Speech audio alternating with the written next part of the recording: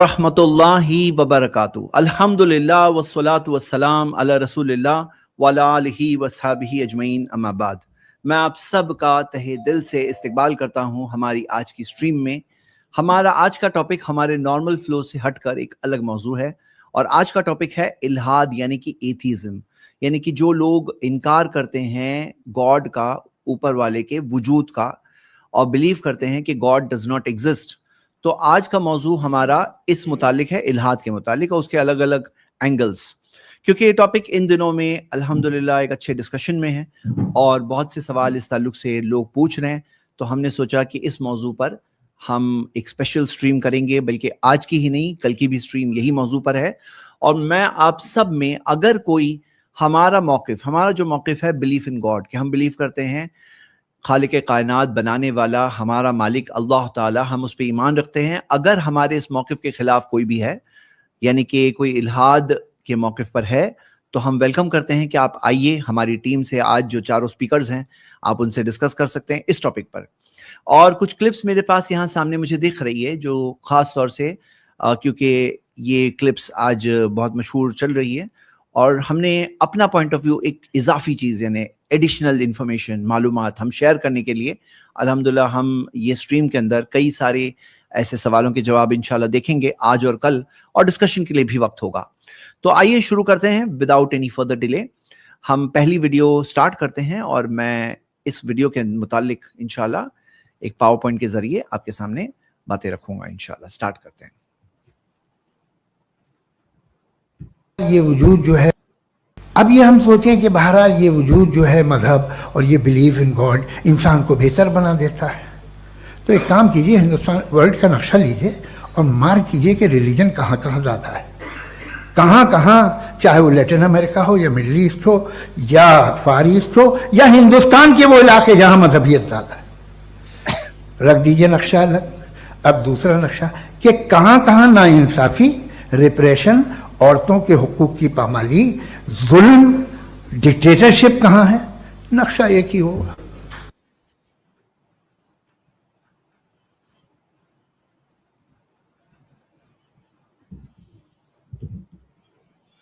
सवाल आपने सुन लिया। ये सवाल कई लोग आमतौर पर पूछते हैं। उनका कहना यह है कि क्राइम कहाँ ज्यादा है, क्राइम कहाँ ज्यादा है। ये बताने की कोशिश करते हैं कि मजहबी लोग हैं जो क्राइम करते हैं, मजहब के मानने वाले हैं जो क्राइम करते हैं, और जो लोग मजहब को नहीं मानते हैं वो लोग बहुत अच्छे लोग होते हैं, बहुत ही अच्छे, बहुत ही यानी कि हर एतबार से, इंसाफ के एतबार से, ट्रीटमेंट के एतबार से, बिहेवियर के एतबार से सबसे अच्छे लोग होते हैं जो गॉड में नहीं बिलीव करते। देखिए, इसमें कई चीजें हमें समझना चाहिए, कई एंगल से। मैं कुछ एंगल्स आपके सामने रखूंगा। सबसे पहली बात जो इस्लामिक व्यू है, देखिए मैं इसे खास तौर से इस्लाम की रोशनी में आपके सामने रखूंगा। एक वजह है ये, जो मेरी इस प्रेजेंटेशन के पॉइंट नंबर 3 पे हम जब पहुंचेंगे तब वो वजह आपके सामने मैं एलैबोरेट करूंगा। बुनियादी बात यह है कि इस्लामिक व्यू में हम ये जानते हैं कि अल्लाह ताला हम सब का खालिक, मालिक, दुनिया का बनाने वाला, इतनी बड़ी कायनात का बनाने वाला, वो हमें जानता है, और जो जानता है, हमें बनाने वाला है, वो हमें देख रहा है हर लम्हा लम्हा, एवरी सिंगल सेकंड हम क्या कर रहे हैं वो उसके इल्म में है। हमारे सारे डीड्स रिकॉर्ड हो रहे हैं, और ऐसे नहीं कि सिर्फ इम्तिहान चल रहा है, इम्तिहान का रिजल्ट भी आएगा। रिजल्ट कब आएगा? क़यामत के दिन आएगा। तो मरने के बाद जिंदगी है। अल्लाह ताला जिसने हमें पहली बार बनाया वो फिर बनाएगा, उसके लिए कोई मुश्किल बात नहीं है। और इंसानों के बीच में हिसाब होगा, उन्हें रिकॉम्पेंसेशन मिलेगा, अच्छा किए तो अच्छा मिलेगा, बुरा किए तो बुरा मिलेगा। अब आप खुद एक बिल्कुल न्यूट्रल माइंड से सोचो। मैं हमारे मौकिफ के खिलाफ भी लोग हैं जो गॉड में नहीं बिलीव करते, जो एथियज्म में बिलीव करते हैं, मैं उनसे भी अपील करता हूं कि वो लोग एक ओपन माइंड से सोचें। क्या सोचें? कि जरा सोचो कि जब ये सिखाया जा रहा है कि एक सुप्रीम बीइंग है, ऑल पावरफुल, उसकी मर्जी के आगे किसी की मर्जी नहीं, परफेक्ट हर एतबार से, उसके अंदर कोई नहीं। अब वो बीइंग आपको देख रहा है और उसके सामने आपको खड़े होना है। क्या इस चीज से एक डिटरेंट इफेक्ट पैदा हो रहा है या नहीं हो रहा है? डिटरेंट इफेक्ट यानी कि एक आदमी जुर्म करने वाला था, करना चाह रहा था, जुल्म, ज्यादती, मर्डर या कोई भी ज्यादती, कोई भी बुराई करना चाह रहा था। अब उसे जब ये एहसास होगा कि मेरा मालिक है जो मुझे देख रहा है, जिसने मुझे बनाया, कायनात का बनाया, اور وہ مجھے پھر زندہ کرے گا, میرا حساب کرے گا, مجھے اس کے سامنے کھڑا ہونا ہے. جب اس کے اندر یہ احساس پیدا ہوگا, اس احساس کی وجہ سے کیا ایک اس کے اندر روکنے والا ایفیکٹ پیدا ہو رہا ہے یا نہیں ہو رہا ہے؟ ہاں, ایسے بھی لوگ ہوں گے جو اپنے پورے ضمیر کو ختم کر دیں گے, حقیقتوں سے نابینا ہونے, بلائنڈ ہونے کی ایکٹنگ کریں گے ٹائم بینگ, اور پھر بھی جو ظلم کرنا ہے, جو زیادتی کرنا ہے, جو جرم کرنا ہے وہ کریں گے. ایسے لوگ ہوں گے. لیکن پھر بھی ایسے لوگ بھی ہوں گے جو اس چیز سے, جن کے اندر احساس ہوگا کہ میری پکڑ ہونے والی ہے, پھر کہاں جاؤں گا, کوئی بچنے والا نہیں ہوگا, کوئی بچانے والا نہیں ہوگا, میں کہاں بچ کر جاؤں گا. اب جس شخص کے اندر یہ احساس پیدا ہوگا, تو کیا یہ احساس اسے روک رہا ہے یا نہیں روک رہا ہے؟ انصاف کی بات کرو, انصاف کی بات کرو کہ یہ احساس ایک انسان کو روکتا ہے یا نہیں روکتا ہے. ان کمپیریزن جو ایتھیزم ہے, ایتھیسٹک ویو کے اندر کوئی نہیں دیکھ رہا ہے, کوئی مالک نہیں ہے جو دیکھنے والا ہے, کوئی دیکھنے والا نہیں ہے. اب کیمرہ ہر جگہ تھوڑی لگا ہوتا ہے. کیمرہ جو لوگ کہتے ہیں نا, سی سی ٹی وی لگا ہوتا ہے آج کل, گاڈ نہیں دیکھ رہا ہے لیکن سی سی ٹی وی دیکھ رہا ہے. لیکن سی سی ٹی وی کو دیکھنے والے لوگ بھی نہیں ہوتے. کئی بار, اکثر سی سی ٹی وی صرف لگا ہوتا ہے لیکن سی سی ٹی وی کے دیکھنے والے لوگ نہیں ہوتے. سی سی ٹی وی ہر جگہ پہ نہیں ہوتا ہے, ہر کرائم ریکارڈ میں نہیں آتا ہے, کتنے سارے کرائم کورٹ میں ثابت نہیں ہو پاتے ہیں, کتنے سارے ایسے گناہ اور جرم ہوتے ہیں جنہیں کرائم نہیں سمجھا جاتا ہے. جیسے آپ کسی کو زبان سے بہت تکلیف پہنچا دو اور وہ اکثر کرائم میں نہیں شمار کیا جائے گا. اکثر ایسے بہت سارے کرائم ہوتے ہیں جن کو کرائم ہی نہیں سمجھا جاتا ہے. کئی بار کرائم ثابت نہیں ہو سکتا ہے, کئی بار کرائم کے کرنے والے کو پکڑا نہیں جاتا ہے, کئی بار پکڑا بھی گیا تو بچنے کے راستے نکل آتے ہیں, جج بھی نا انصافی کرتے ہیں, سسٹمز بھی نا انصافی کرتی ہے. تو میں کہہ رہا ہوں, اگر ایک انسان کو یہ احساس ہو رہا ہے کہ کوئی نہیں دیکھنے والا, میں ہی ہوں اور یہ دنیا ہی ہے اور یہاں مر گئے ختم ہو گئے, اگر اس کا یہ انڈرسٹینڈنگ ہے کہ مرنے کے بعد کوئی زندگی نہیں, کوئی حساب و کتاب نہیں, مجھے کسی کے سامنے نہیں کھڑا ہونا ہے, تو آپ خود سوچو اور خود بتاؤ. پہلے یہ بات سے آپ سوچو, یہ اینگل سے, کہ کیا وہ جو ڈیٹرنٹ ایفیکٹ گاڈ کے بلیورز میں ہو رہا تھا, جو بلیو کرتے ہیں کہ اوپر والا مجھے دیکھ رہا ہے, میرا بنانے والا مجھے دیکھ رہا ہے, اس دنیا کو سنبھالنے والا وہ مجھے دیکھ رہا ہے, وہ میری پکڑ کرے گا, مجھے اس کو جواب دینا ہوگا, جو ذرے ذرے پر جس کا قابو ہے, جو چھوٹی سی ڈی این اے کے اندر انفارمیشن ڈال سکتا ہے, وہ کیا مجھے پھر سے نہیں پکڑ سکتا؟ جو اتنی بڑی کائنات بنا سکتا ہے, وہ مجھے کیا پھر سے نہیں پکڑ سکتا؟ تو جو انسان کے اندر وہ ایک ڈیٹرنٹ ایفیکٹ پیدا ہو رہا تھا, روکنے والا اثر جو پیدا ہو رہا تھا, وہ کیا بھی پیدا ہو رہا ہے؟ انصاف کی بات ہے, کیا وہ پیدا ہو رہا ہے؟ تو کلیئرلی نہیں پیدا ہو رہا ہے. تو قرآن میں اللہ تعالیٰ نے فرمایا وَأَمَّا مَنْ خَافَ مَقَامَ رَبِّهِ, کہ وہ شخص جو اپنے رب کے سامنے کھڑے ہونے سے ڈرتا رہا, وَنَهَا النَّفْسَ عَنِ الْهَوَىٰ, اور اپنے نفس کو خواہشات سے روکا رہا. بھئی نفس تو چاہتا ہے, دل میں تو آتے ہیں خیال, وسوسے دل میں آتے ہیں, لیکن نہا النفس عن الہوا, روکتا رہا اپنے آپ کو خواہشات کی, برے خواہشات جو چاہتے ہیں اس کے پیچھے چل کر اپنے آپ کو برباد کرنا, گناہ کے راستے سے اپنے آپ کو روکتا رہا. نہا النفس عن الہوا فإن الجنۃ ہی المأویٰ, تو اس کا ٹھکانہ تو جنت ہوگا. تو یعنی یہ ڈیٹرنٹ ایفیکٹ, یہ ہمارا سب سے پہلا پوائنٹ ہو گیا.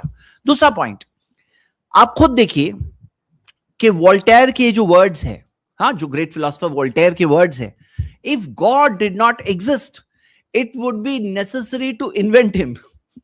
یعنی کیا یہ کہہ رہے ہیں؟ یہ کہہ رہے ہیں کہ اگر گاڈ نہیں ہوتا تو گاڈ کا انوینشن کرنا ضروری ہوتا. کیوں؟ کیونکہ سوسائٹی کو جب احساس ہو کہ کوئی دیکھنے والا نہیں ہے اور پوری کھلی آزادی ہے, کیا کرنا ہے کرو, کوئی پکڑنے والا نہیں ہے, گورنمنٹ نے نہیں پکڑی, سسٹم ہے, سیٹنگ ہے, بچ کے نکل سکتے ہو, تو پھر ایک انسان ایسی سوچ کے ساتھ رہتا ہے, وہ کیا کچھ کر سکتا ہے. تو if God did not exist it would be necessary to invent him, یہ کہہ رہے ہیں.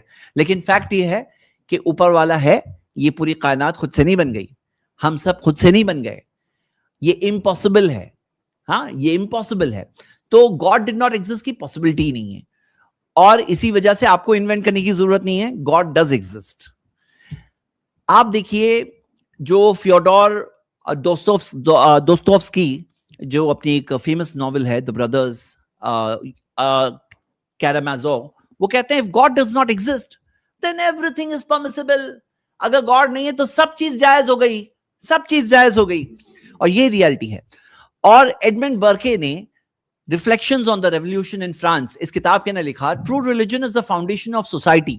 When it is lost, society soon hurried into a state of savagery. کہ جو صحیح مذہب ہے وہ فاؤنڈیشن ہوتا ہے سوسائٹی کا.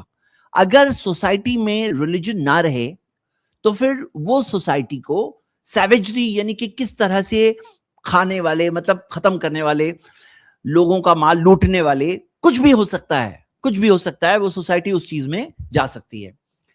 اب آئیے پریکٹیکل دیکھتے ہیں, یہ تو تھیوریٹیکل ورڈ سے, اب پریکٹیکل کچھ مثالیں دیکھتے ہیں. یہ ایک بک ہے دا بلیک بک آف کمیونزم, کہ جب ایک کنٹری کا آفیشیل مذہب ایتھزم ہو, جب ایک کنٹری آفیشیلی مانتی ہے کہ گاڈ نہیں ہے, آفیشیل مذہب یہ ہو, وہ کنٹری پھر کیا کر لے گی.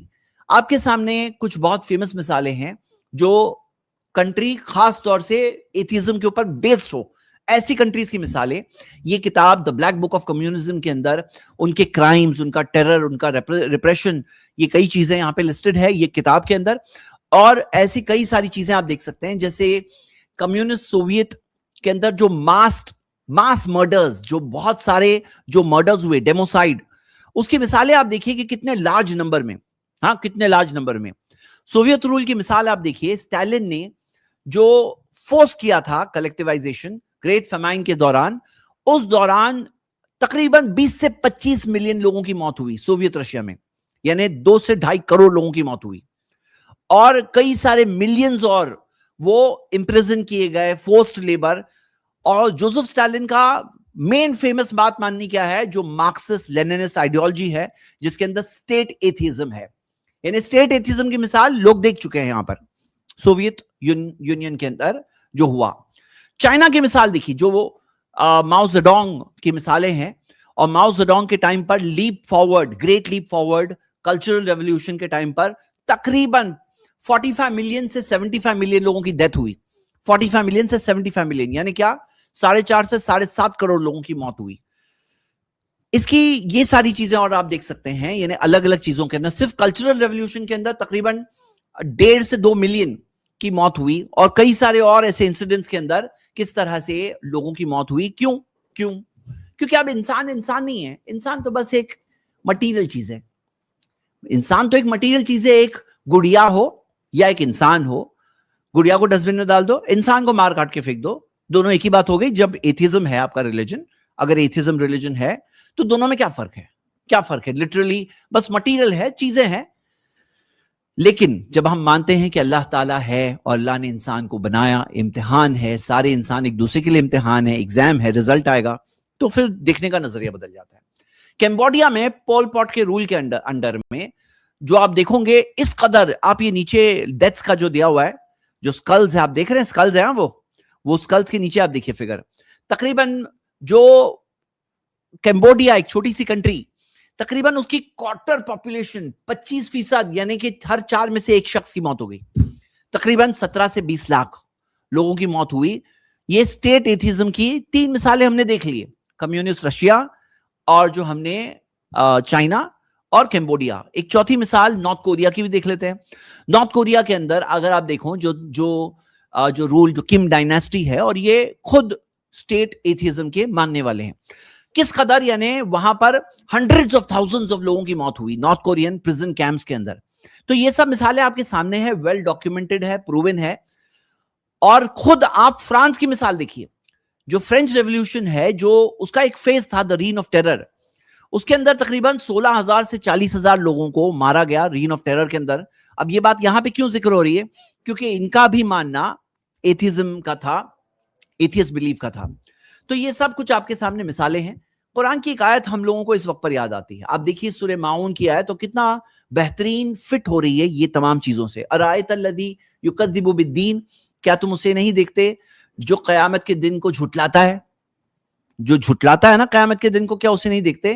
فذالک الذی یدع الیتیم, پھر یہی وہ شخص ہے جو یتیم کو ڈھکل دے گا, ہاں دھکا دے گا. کون؟ یتیم کو. ولا یحض علی طعام المسکین, اور مسکین کو کھلانے کی ترغیب نہیں دے گا, انکریج نہیں کرے گا. یہ مسکین کو کھلانے کی کیا ضرورت ہے؟ مطلب مسکین کو کھلانے کے میں کوئی ابھارے گا نہیں. تو یہ آپ دیکھیے یہ حال ہوگا کس کا؟ یکذبوا بالدین, جو قیامت کے دن کا انکار کرتے ہیں, جو حساب و کتاب کا انکار کرتے ہیں. تو ایسے لوگ ہوتے ہیں جو ایسے بدترین قسم کے ظلم و زیادتیاں کریں گے. اور یہ بات آپ جو فرسٹ سلائیڈ میں نے آپ کو بتایا تھا نا, آپ کامن سینس استعمال کر کے وہیں سے یہ بات سمجھ سکتے ہیں. یہ تو پریکٹیکل مثالیں آ گئی. اب آئیے ایک اور اینگل ہم دیکھتے ہیں. ہم نے ابھی تک یہ اینگل دیکھا کہ اگر گاڈ میں بلیف نہیں ہے تو ڈیٹرنٹ ایفیکٹ نہیں ہوتا ہے.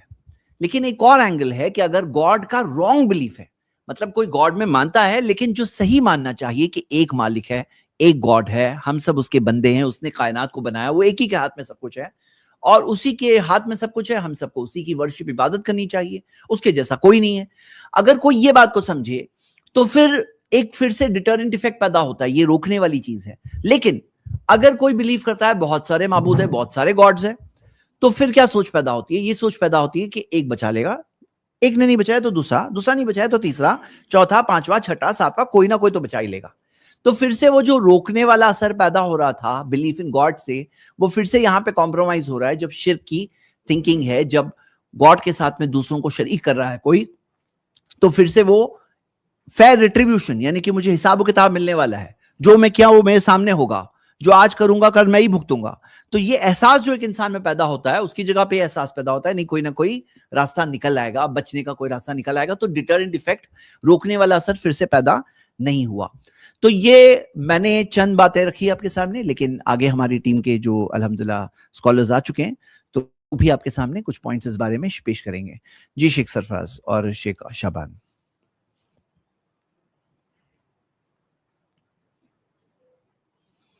ہو گیا آپ کا زید بھائی؟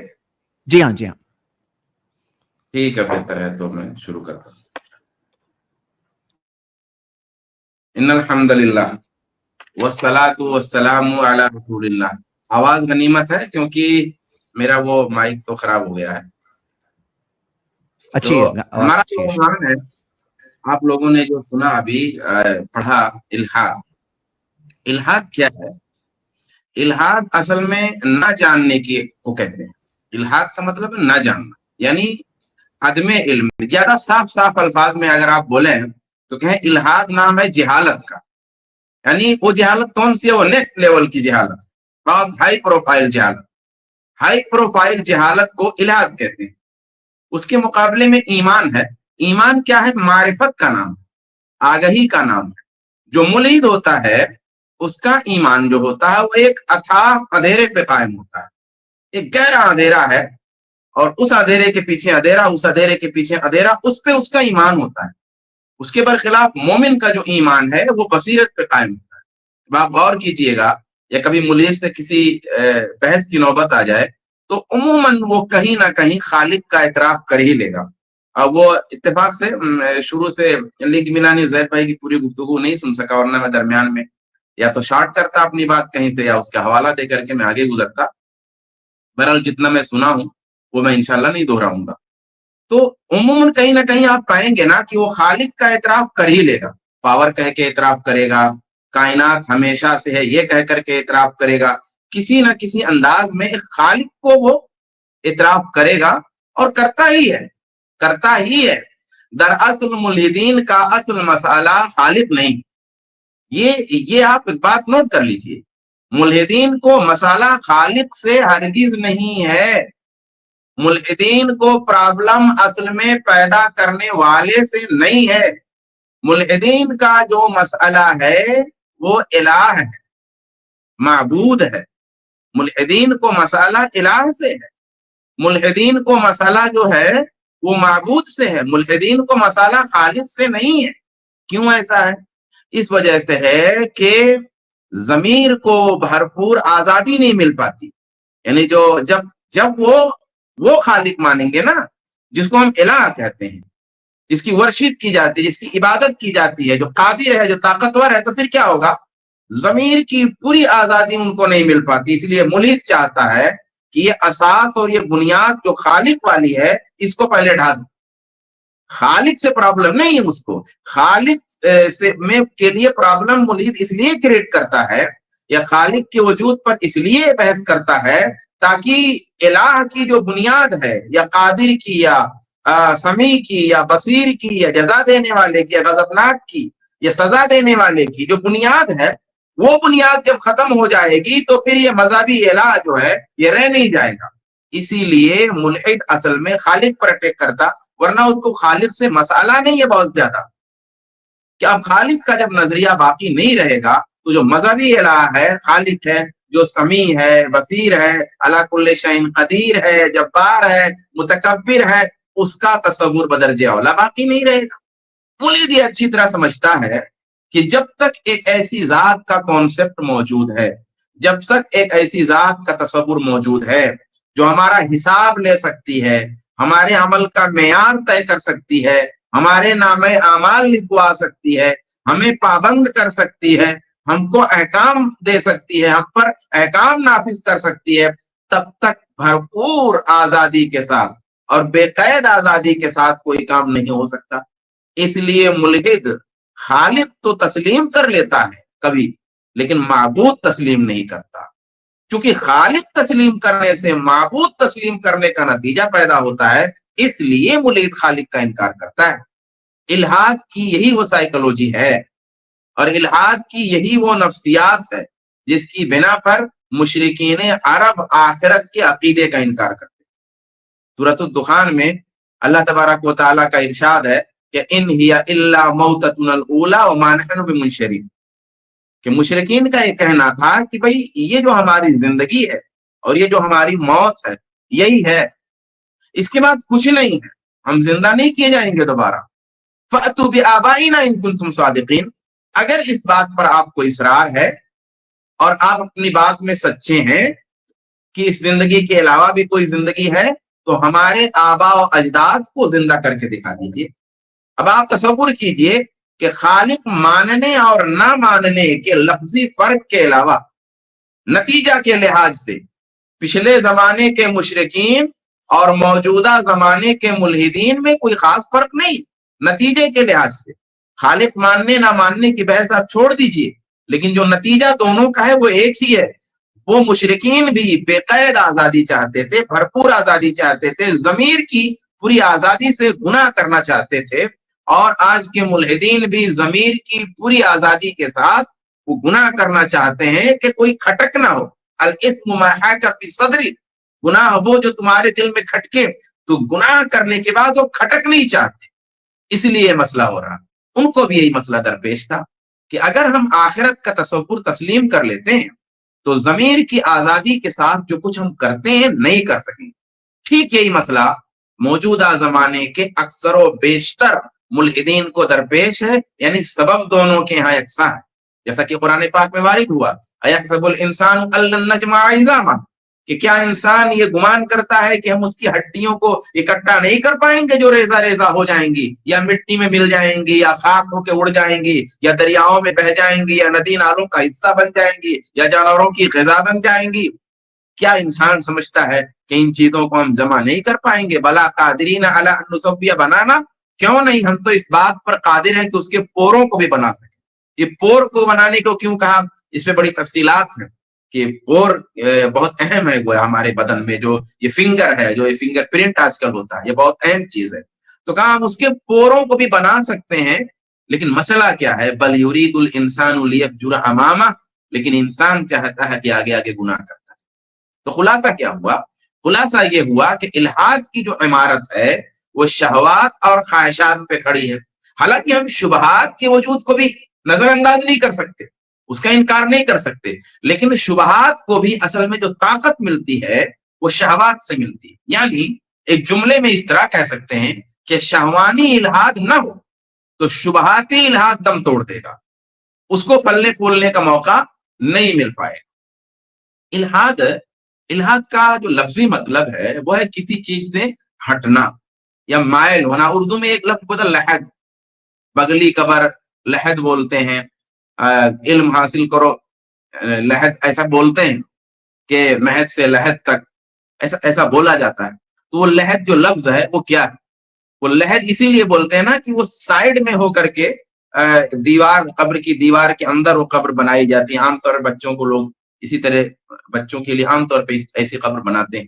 تو وہ لحد اسی لیے بولتے ہیں کہ وہ سینٹر سے ہٹ کر کے سائیڈ میں وہ بنائی جاتی ہے۔ تو قرآن پاک میں الحاد عقیدہ میں انحراف کے لیے استعمال ہوا ہے، کیونکہ جو صحیح عقیدہ ہے آدمی اس سے ہٹ گیا، مائل ہو کر کے دوسرے سائڈ چلا گیا، تو اسی لیے اس کو الحاد کہا گیا۔ قرآن میں وَذَرُوا الَّذِينَ يُلْحِدُونَ فِي أَسْمَائِهِ سَيُجْزَوْنَ مَا كَانُوا يَعْمَلُونَ، سورہ اعراف کی آیت ہے۔ اب مشرکین دراصل بتوں کو مسئلہ کیا تھا کہ مشرکین بتوں کے لیے اللہ کے ناموں سے ملتے جلتے نام رکھتے تھے، اسی طرح اللہ کے ساتھ شرک کرتے تھے، اللہ کی صفات بتوں کے لیے بھی ثابت کرتے تھے، یہ تمام چیزیں ان کے الہاد میں شمار کی گئی. ایک دوسری جگہ قرآن میں یوں آیا ان الذین یلحدون فی آیاتنا لا یخفون علینا، کہ جو لوگ ہماری آیتوں میں الہاد کرتے ہیں وہ ہم سے مخفی نہیں.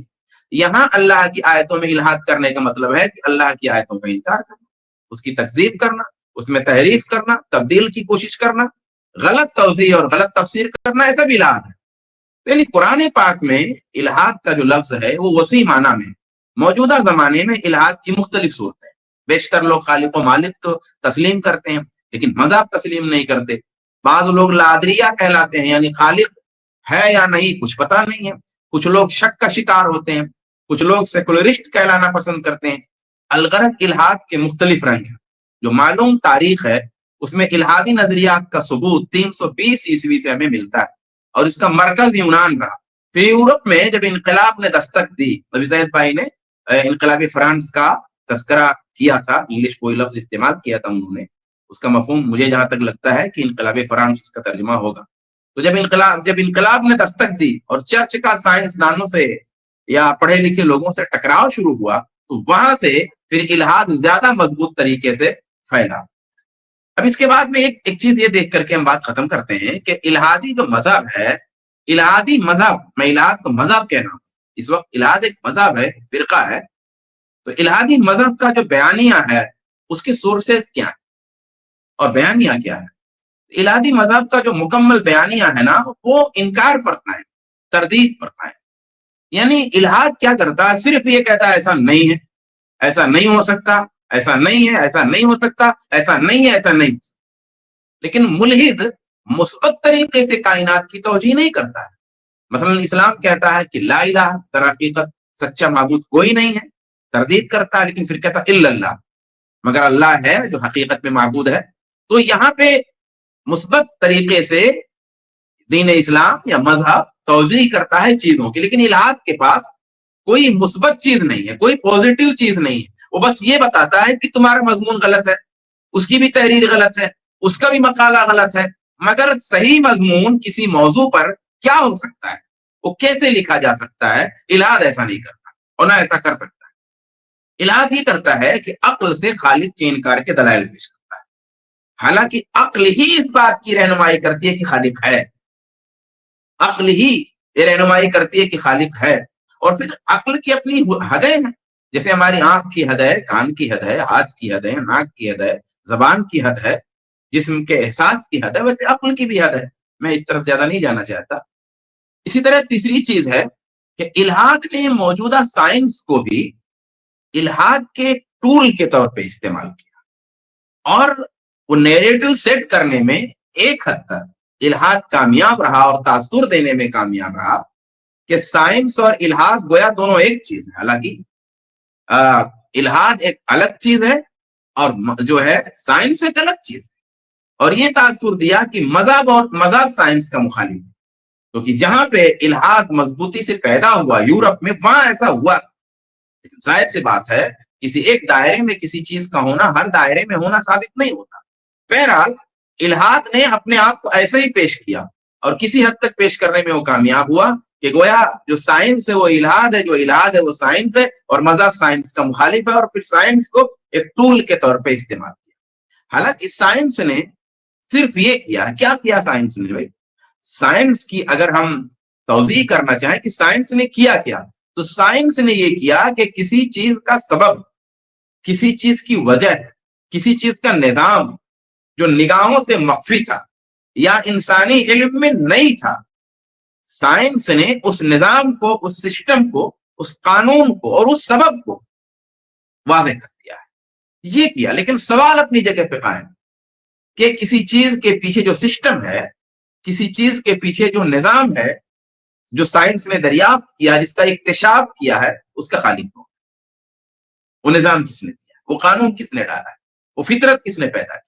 سوال خیر ملک پر افسوس ہے کہ وہ یہ تو مانتا ہے کہ انسان کے بدن میں خون دل کی دھڑکن سے پمپ ہوتا ہے، دل دھڑکتا ہے تو انسان کے بدن میں خون پمپ ہوتا ہے، یہ مانتا ہے. لیکن دل نہ ہو تو ایسا ممکن نہیں ہے، دل نہ ہو تو ایسا ممکن نہیں ہے. یہ بھی مانتا ہے کہ دل ہے تو خون پمپ کر رہا ہے پورے بدن میں، اور دل نہ ہو تو ممکن نہیں. لیکن یہ نہیں مانتا کہ دل کا دھڑکانے والا بھی کوئی ہے. اگر وہ نہ ہو تو دل نہیں دھڑکے. دل کو دھڑکانے والا کوئی ہے, وہ سائنس جو ہے ملحد یہ نہیں مانتا. تو یہ ملحد کی پریشانی ہے. ملحد کی ایک اور پریشانی ہے کہ وہ مصیبتوں اور پریشانیوں کو بھی انکار خالق کے لیے ٹول کے طور پہ لیتا ہے, ایک دلیل کے طور پہ اس کو استعمال کرتا ہے. لیکن بھئی مصیبتیں جو ہے نا, وہ تو خود اس بات کا اعلان کر رہی ہے کہ خالق ہے. یہ بات بعد کی ہے کہ خالق کی کیا صفات ہیں اور ان صفات کا نتیجہ کیا ہونا چاہیے, یہ بات بعد کی ہے. سب سے پہلے اگر مصیبت ہے تو اس کا مطلب یہ ہے کہ خالق ہے. اصل چیز تو خالق کا اس بات ہے. اسے مسائل سے بھی ثابت کر سکتے ہیں. آپ کے پاس علم ہے, ٹیکنالوجی ہے, طاقت ہے, اختیار ہے, زمانہ ترقی کر گیا ہے, تمام چیزوں کا استعمال کر کے بیماریوں کو آپ ہٹا دیجیے اگر خالق نہیں ہے. پریشانیوں کو آپ ہٹا دیجیے, آفتوں کو آپ روک لیجیے. اگر آپ نے سماجی طور پر بقول آپ کے ایک بے بنیاد نظام اخلاق مرتب کیا ہے, سوال یہ ہے کہ وہ نظام اخلاق کیوں نہیں کام کر رہا؟ خالق نہیں ہے. جب کوئی خالق نہیں ہے, زندگی کا بھی خالق نہیں ہے, موت کا بھی خالق نہیں ہے, تو موت کو روکنا ممکن کیوں نہیں ہو پا رہا بھائی؟ کیوں نہیں ہو پا رہا ممکن؟ موت سے بچنا اور لازوال زندگی حاصل کرنا, ہمیشہ جینا, یہ تو انسانی فطرت کا حصہ رہا ہے. جوان رہنا ہمیشہ انسانی فطرت کا حصہ رہا ہے. صحت مند رہنا ہمیشہ انسانی فطرت کا حصہ رہا ہے. تو اگر موت کا کوئی خالق نہیں ہے تو آپ موت روک دیجئے. کیوں نہیں روک پا رہے بھائی؟ موت روک کے دکھائیے آپ. موت کا جب کوئی خالق نہیں ہے, زندگی کا جب کوئی خالق نہیں ہے, تو زندگی کو آپ ابدی کر کے دکھائیے, موت کو روک کر کے دکھائیے. اعتراض مصائب پہ کیوں؟ مصائب تو چھوٹی چیز ہے بھائی. اعتراض تو آپ موت پہ کریے نا. آپ یہ کیوں نہیں کہتے کہ یہ خوبصورت جسموں کا کیا قصور ہے کہ ان کو موت آتی؟ یہ خوبصورت آنکھوں کو کیا ہو جاتا کہ یہ مر جائیں؟ یہ خوبصورت اور حسین بال ریشم جیسے ان کی کیا غلطی ہے کہ یہ فنا ہو جائے, ان میں آگ لگ جائے؟ کیوں ان کو موت ہوتی ہے؟ جو لوگوں کی مدد کر رہا تھا وہ مر گیا, اس کی موت کیوں ہوئی؟ نہیں ہونی چاہیے تھی. آپ روکیے اس کو.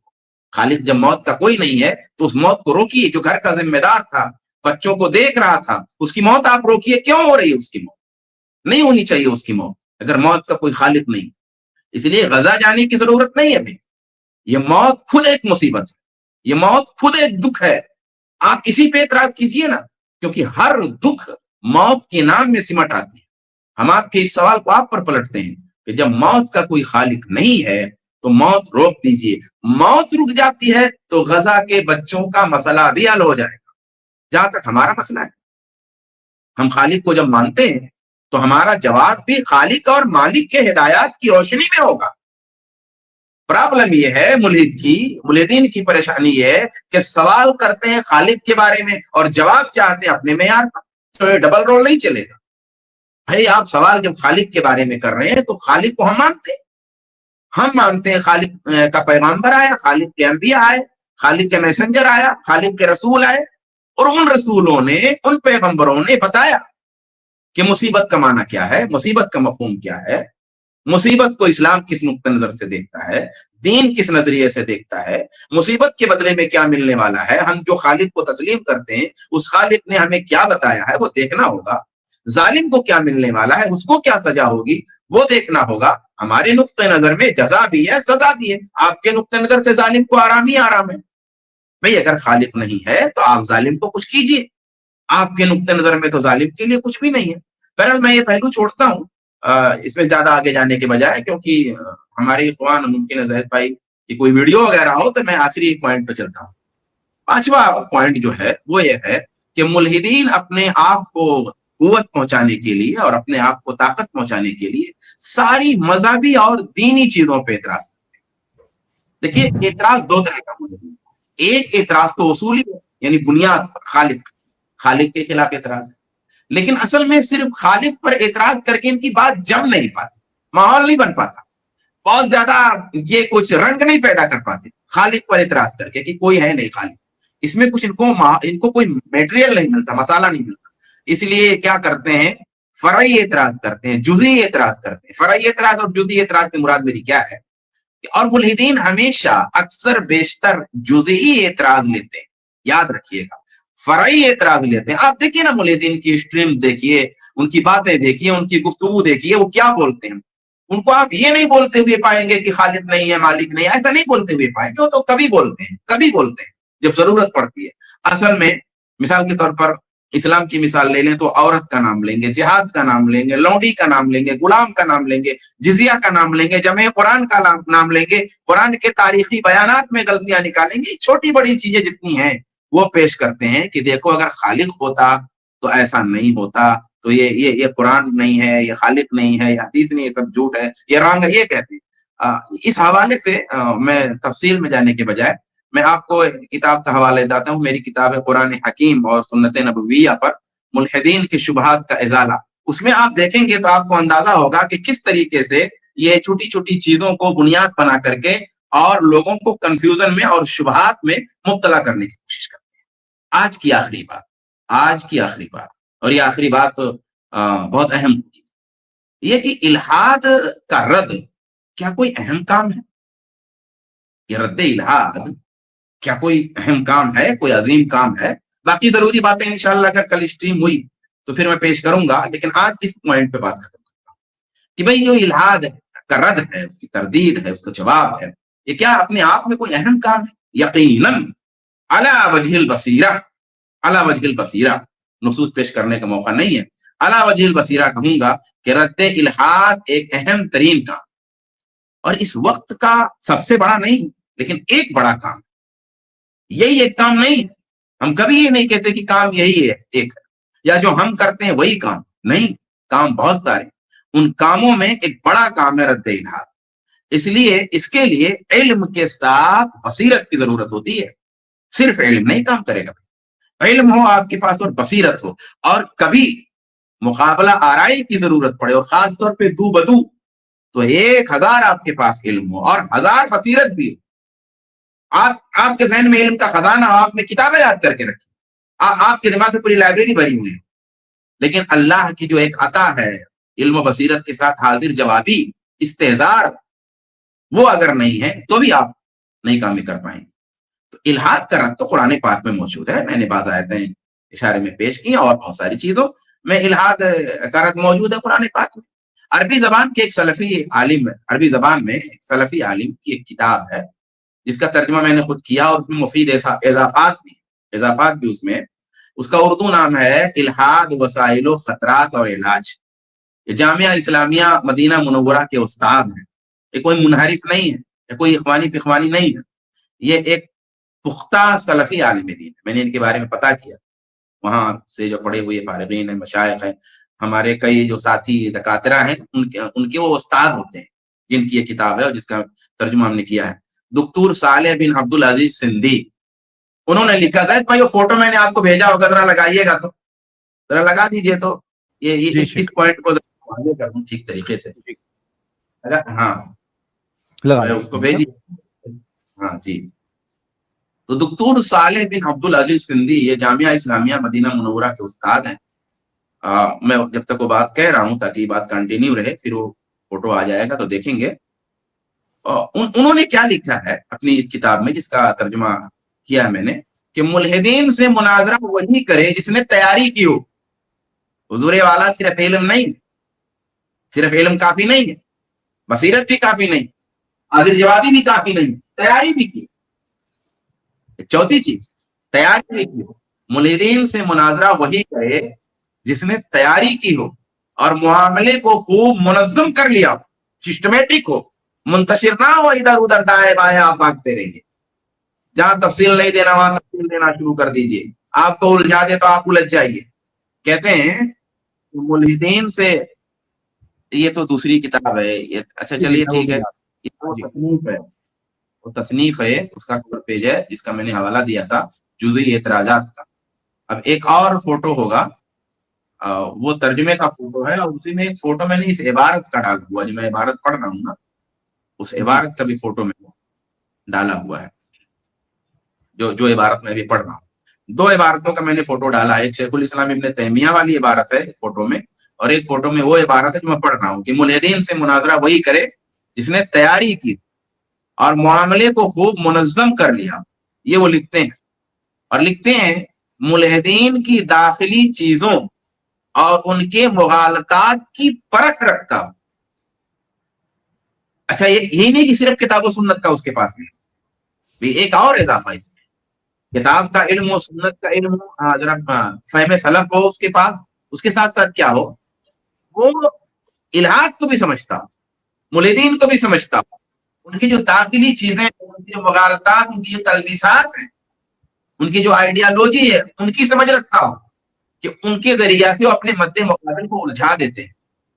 یہ شیخ صالح الدین نے اپنی کتاب میں لکھا ہے، جس کا ترجمہ ہم نے کیا ہوا ہے. اس سے یہ بات سمجھ میں آتی ہے نا کہ رد الہاد معمولی چیز نہیں ہے. یہ کام کوئی عام آدمی کر سکتا ہے، نہ کسی دوسرے مذہب کا بندہ کر سکتا ہے، نہ عام آدمی. بھائی دوسرے مذہب کا بندہ، اچھا تھوڑا بڑا کریں زید بھائی، تو تھوڑا سا میرے خیال سے وہی عبارت ہے. یہ کون سا نمبر شیخ پوائنٹ؟ شیخ الاسلام ابن تیمیہ والی عبارت ہے جو ابھی میں پیش کروں گا. ابھی میں اس کو بولتا ہوں انشاءاللہ. ایک منٹ ایک سیکنڈ.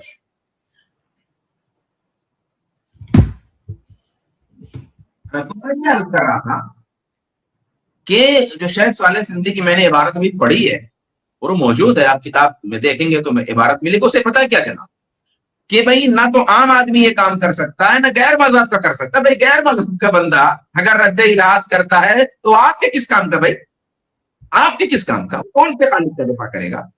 کس خالق کا دفاع کرے گا؟ کیا اس خالق کا جس کے ساتھ وہ شرک کرتا ہے، جو جس کو جسم ہے، جس کی بیوی ہے، جس کے بچے ہیں؟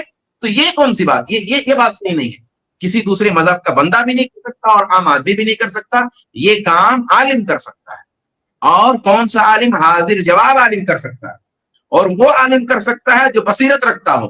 علم پلس حاضر جوابی پلس بصیرت پلس تیاری پلس ملحدین کی اور الہاد کی معرفت.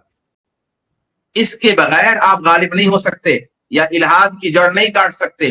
اور ملحدین سے مقابلہ کرنے میں جڑ کاٹنا بہت ضروری ہے، مبہوت کرنا بہت ضروری ہے، ان کو لاجواب کرنا بہت ضروری ہے. بہت سارے بھائی ہمارے یہ بات کہتے ہیں کہ ارے دل تک پہنچنا چاہیے. دل تک پہنچیں گے، دل تک پہنچیں گے، اس کے گھر پہ جا کے اس کے دل تک پہنچنے کی کوشش کریں گے. لیکن جب مناظرہ ہوگا، جب مکالمہ ہوگا، جب ڈیبیٹ ہوگی تو اس کو مبہوت کریں گے، اس کو لاجواب کریں گے، اس کی جڑ کاٹیں گے، اس کو خاموش کریں گے. تو یہ نصیحتیں زیادہ نہیں اڑیلنی چاہیے. سمجھنا چاہیے کہ کہاں کیا کرنا چاہیے. ایسا ہونا چاہیے تھا، ویسے اس سے کیا فائدہ ہوا، وہ تو دل میں بات چلی جائے تب فائدہ ہے. دل میں بات ڈالنے کا کام اللہ تعالیٰ کا ہے، لیکن وہاں جو پبلک میں ہو، پہلے تو پبلک میں ہونا نہیں چاہیے یہ چیز، اس کے بھی اصول ضوابط ہیں. لیکن اگر اتفاق پڑ جائے تو پھر وہاں جڑ کاٹنا ضروری ہے، مبعوث کرنا ضروری ہے. فَبُهِتَ الَّذِي كَفَرَ، یہ کرنا ضروری ہے. انہوں نے شیخ صالح عبدالعزیز سندھی نے علامہ ابن تیمیہ کا قول نقل کیا ہے، اسی لیے کہ جڑ کاٹنا ضروری ہے. لکھتے ہیں اور اس کا ترجمہ میں پڑھ رہا ہوں. یہ دیکھیے یہاں پر لکھا ہوا ہے کہ شیخ الاسلام ابن تیمیہ نے کتنی پیاری بات کہی ہے کہ جو ملحدین اور اہل بدعت سے ایسا مناظرہ نہ کر سکے جس سے ان کی جڑیں کٹ جائیں، تو اس نے اسلام کا حق ادا کیا، نہ علم و ایمان کا تقاضا کیا. کیا سمجھ میں آیا بھائی؟ سندھی صاحب جو سلفی عالم ہیں وہ یہ بھی لکھتے ہیں. یہ تو یہاں ایک جگہ اسی کتاب میں جس کا فوٹو آپ دیکھ رہے ہیں اردو میں ترجمہ ہوا ہے، وہ یہ بھی لکھتے ہیں کہ ملاحدہ کا جواب اہل سنت کے اصولوں کی روشنی میں ہونا چاہیے. مگر واقعہ یہ ہے کہ اکثر ردود کلامی اور بدعی اصولوں پر مبنی ہوتے ہیں. کیا پیغام دینا چاہا ہے؟ یہ پیغام دینا چاہا ہے کہ رد الہاد ایک بڑا کام، یہ کام کتاب و سنت کا عالم اور سلف صالحین کے فہم کا ادراک رکھنے والا کر سکتا ہے، کوئی عام آدمی نہیں کر سکتا. اور ساتھ میں اس کے پاس حاضر جوابی ہونی چاہیے، بصیرت ہونی چاہیے، تیاری ہونی چاہیے، ملحدین کے بارے میں جانکاری ہونی چاہیے، الہاد کے بارے میں اس کو معلومات ہونی چاہیے، ان کے تلبیسات اور جو ہے ان کے شبہات اور ان کی مغالطات کا علم ہونا چاہیے. یہ بڑا کام، یہ اہم کام ہے، اور بھی اہم کام. اللہ تبارک و تعالیٰ توفیق عطا فرمائے. انشاءاللہ اگر اسٹریم کل ہوتی ہے تو میں مزید کچھ گفتگو اس حوالے سے کروں گا. میں نے کوئی ویڈیو نہیں لیا تاکہ کچھ باتیں ایک جگہ جمع ہو کر کے آ جائیں. اللہ تبارک و تعالیٰ سے دعا ہے اللہ تبارک و تعالیٰ مجھ کو اور آپ کو سب کو ایمان اور عمل صالح کی توفیق عطا فرمائے. آمین. السلام علیکم. وعلیکم السلام ورحمۃ اللہ وبرکاتہ. جزاک اللہ خیر عاشق. ہم ایک گیسٹ سے بات کریں گے انشاءاللہ اور پھر آگے پروسیڈ کریں گے. کئی ویڈیوز لائنڈ اپ ہے. شابان بھائی کی بات پر میں ایک چھوٹی سی بات کہنا چاہوں گا زید بھائی. آج اصل میں مالیگاؤں میں ہوں, ذرا سا یہاں وائی فائی کا پرابلم ہے تو میں آڈیو سے ہی شریک رہوں گا. میں یہ کہنا چاہوں گا نا کہ یہ عام طور پہ جب یہ الحاد کے خلاف کام کرنے کی بات ہوتی ہے نا, تو ایک بات بہت سارے لوگ کہتے ہیں کہ بھائی الحاد کے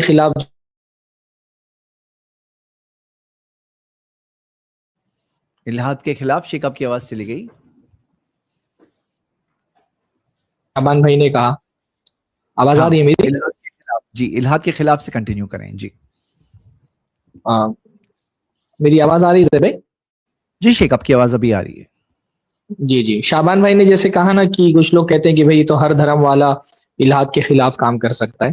تو بھائی جب مسلمان الحاد کے خلاف بات کر رہا ہوتا ہے تو اس کی پوزیشن یہ ہوتی ہے, اور یہی اس کی پوزیشن ہونی چاہیے کہ وہ الحاد کے مقابلے میں بھی اسلام کا نمائندہ بن کر کے بات کر رہے ہیں. یعنی یہاں پر بھی ہم جو الحاد کے خلاف بات کر رہے ہیں تو ایسا نہیں کہ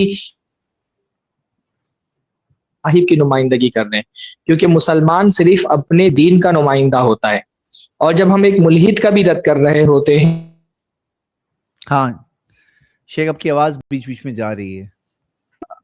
ہم جو بات, ہاں ملحد کا اچھا بھی, میں تھوڑی دیر بعد بولتا ہوں, میں کوشش کرتا ہوں کیسے بھائی شامل. جی انشاءاللہ. جی میں یہ کہنا چاہ رہا تھا نا کہ ہم ملحد کا بھی رد کرتے ہیں تو یہ سوچ کر کے رد کرتے ہیں کہ اس کے سامنے اللہ تعالیٰ کو ثابت کرنا ہے, نہ کہ ہر مذہب کے خدا کو ثابت کرنا ہے. تو مسلمان صرف اپنے دین کا نمائندہ ہوتا ہے اور اس کو صرف اپنے دین کا نمائندہ ہونا چاہیے, اور ہمارا کام صرف اپنے دین کا دفاع ہے, نہ کہ دنیا کے سارے مذاہب کا دفاع کرنے کے لیے ہم بیٹھے. تو ہماری کسی فکر پر اعتراض کرے گا کوئی تو دنیا کے دوسرے مذہب والے کیا مان رہے ہیں اس کا دفاع کرنا ہماری ذمہ داری نہیں ہے کہ کوئی خدا کو کیا مانتا ہے, کیسا مانتا ہے.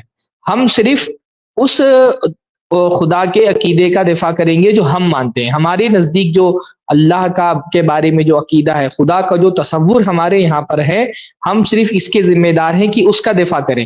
باقی جنہوں نے اللہ تعالیٰ کی معرفت حاصل نہیں کی, خدا کا صحیح تصور ان کے پاس نہیں پہنچا, وہ خدا کے بارے میں کیا سوچتے, صحیح سوچتے, غلط سوچتے, ان کے تصور کا دفاع یہ ہماری ذمہ داری نہیں ہے. میں یہ ایک بات چاہ رہا تھا کہ اس پوری موضوع پر گفتگو کرتے ہوئے ذہن میں رہنی چاہیے.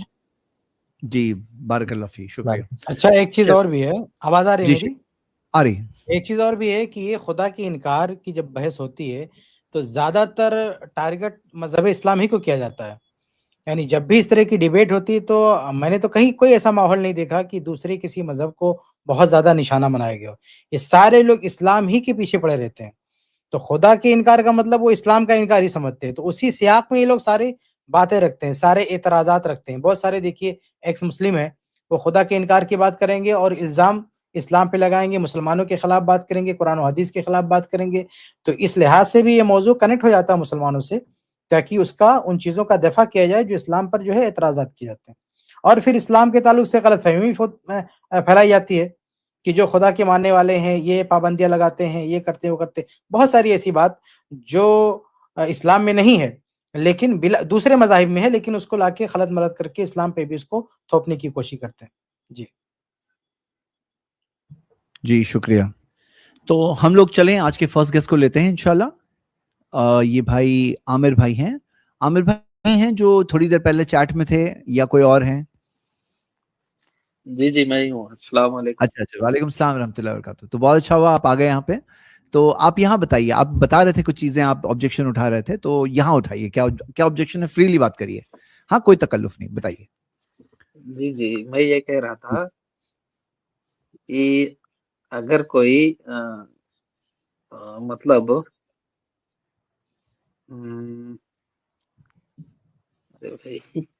اگر کوئی نفرت کا جو پھیلاتا ہے, ٹھیک ہے جی, تو میں یہ کہہ رہا تھا کہ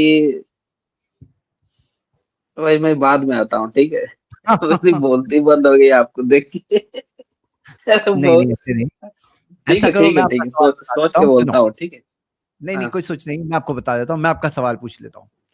ان کا سوال یہ تھا کہ ابھی ہم لوگ عام طور پر جو مان لیجیے مسلمانوں میں کوئی شرک کرتا ہے, جو میں ان کے سوال کو میرے اینگل سے بتا رہا ہوں, ٹھیک ہے نا, لیکن آپ کا سوال کور ہوگا.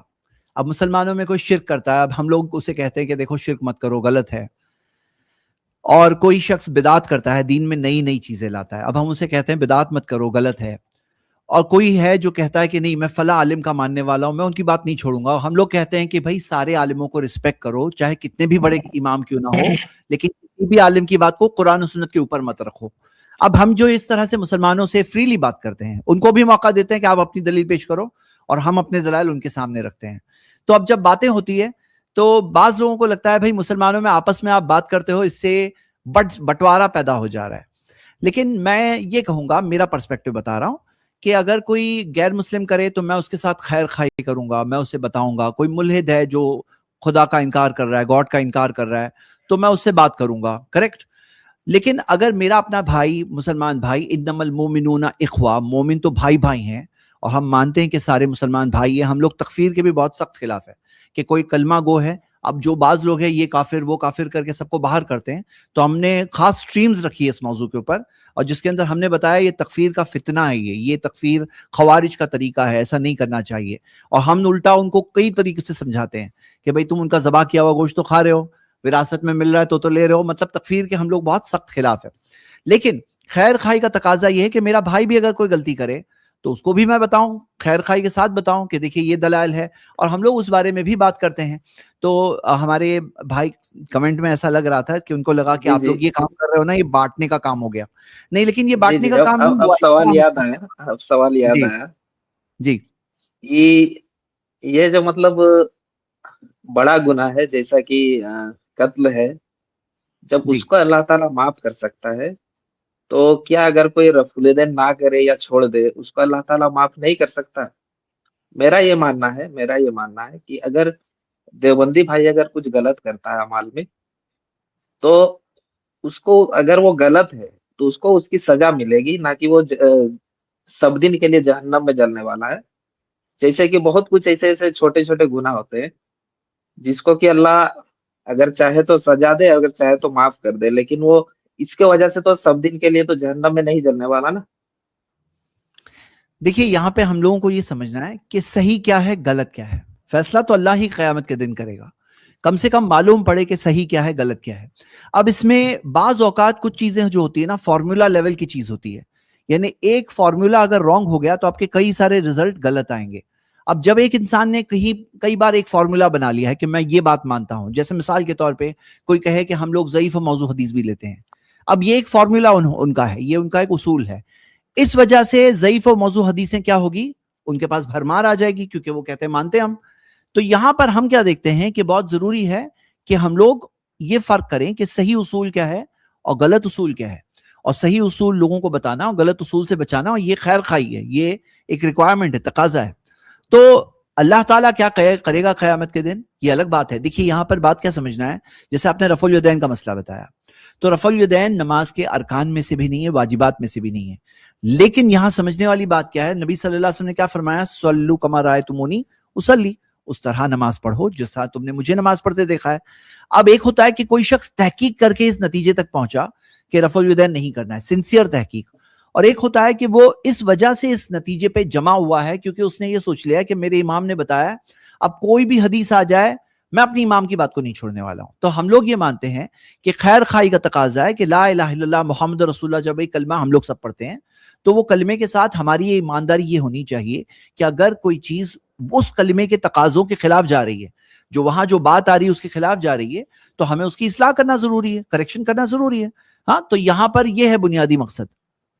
چلے امید کرتا جی ہوں جی کہ آپ کو پرسپیکٹو ہمارا بھی جی پتا چلا ہوگا. اور ایک چیز بولنا تھا، اور ایک کیا چیز آپ کو نہیں بولنا لگتا تھا ہے کہ کہ کریکٹ کرنا چاہیے؟